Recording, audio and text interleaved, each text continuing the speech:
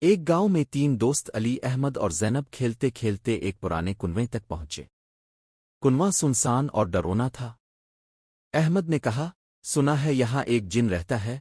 علی نے ہنستے ہوئے کہا، بس افواہ ہے، کچھ نہیں ہوتا۔ مگر زینب نے درود شریف پڑھا اور سورت الفلق پڑھ کر کنویں کے قریب گئی۔ اتنی میں احمد جھانکنے لگا اور اچانک پیچھے گر گیا۔ سب گھبرا گئے۔ کنویں سے ایک گہری آواز آئی، جو جھوٹ بولے گا وہ قید ہو جائے گا۔